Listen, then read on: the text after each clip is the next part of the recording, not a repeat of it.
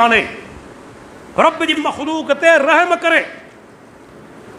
छा दीन इस्लाम असांखे तरबियत ॾिनी आहे। ही हेॾियूं हदीसूं मूं तव्हांखे ॿुधाई। केतिरे क़दर अल्लाह जे प्यारे पैगंबर तालीम ॾिनी आहे। साहबी खे चवनि था तुंहिंजे हथ जा नोह बि वॾा न हुजनि जो मतां खीर ॾोहनि ते जानवर जा थण ज़ख़्मी थी पवनि, का मामूली ॻाल्हि आहे। अबू हुरैरा चवे थो बकरी घर में पाली थो हुनजी सिंग बि साफ़ कर, इहा बि न की आहे। छा असांखे माना असांजा असलाफ अल्लाह जो नबी साहबा तरबियत ॾेई विया दीन इस्लाम जे हवाले सां। आख़िर में आऊं ज़रूरु हिकिड़ो अर्ज़ु कंदुसि असांजी पुलिस खे ऐं ज़िम्मेदार इदारनि खे त ख़ुदा हिन मुल्क जे अंदरि जेके ज़ुल्म थियनि था जानवरनि सां उन ते ख़ामोश न रहो। ख़ुदि पाकिस्तान जा सेक्शन तव्हांखे ॿुधाईंदो न 428 429 एनिमल प्रोटेक्शन एक्ट बि आहे। जानवरनि जी हिफ़ाज़त जो एक्ट बि पाकिस्तान कानून में आहे। 428 ऐं 429 जेके सेक्शन आहिनि उन जे तहत जेको जानवरनि ते तशद्दुद करे थो, उन्हनि खे नुक़सानु पहुचाए थो, उन्हनि जे लाइ जेल जी सज़ा बि आहे ऐं उन्हनि जे लाइ ॾंढ जी सज़ा बि आहे। ऐं पुलिस खे अर्ज़ु कंदुसि अलाह जा बानो इहो बि नेकी करे वञो कि ज़ालिम खे सज़ा ॾियो। थी सघे थो अलाह तव्हां ते राज़ी थी वञे, थी सघे थो रब्बुल आलमीन इन नेकी जे करे तव्हांजा गुनाह बख़्शे छॾे।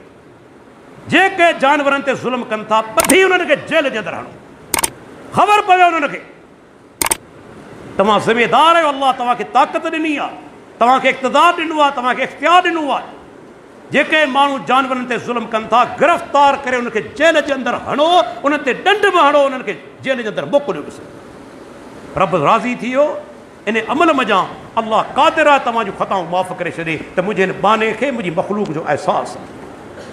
थी सघे थो रब तव्हां जूं ख़ताऊं माफ़ करे छॾे।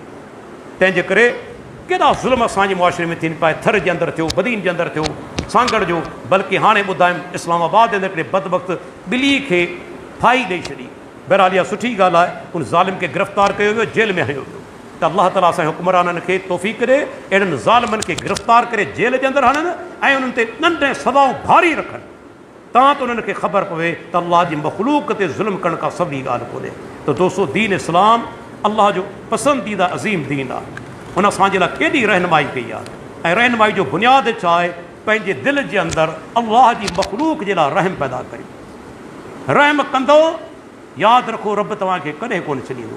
अलाह तव्हां ते रहम कंदो ऐं जॾहिं अलाह तव्हां ते रहम कंदो तव्हांजी दुनिया बि सुधरी वेंदी, तव्हांजी आख़िरत बि सुधरी वेंदी। अलाह ताला खां दुआ आहे अलाह ताला असांखे पंहिंजी मख़लूक जे बारे में रहम अता फ़रमाए ऐं अलाह ताला असांखे ज़ुल्म खां ज़्यादती खां महफ़ूज़ रखे, चाहे इंसाननि ते हुजे, चाहे जानवरनि ते हुजे, चाहे पखियुनि ते हुजे।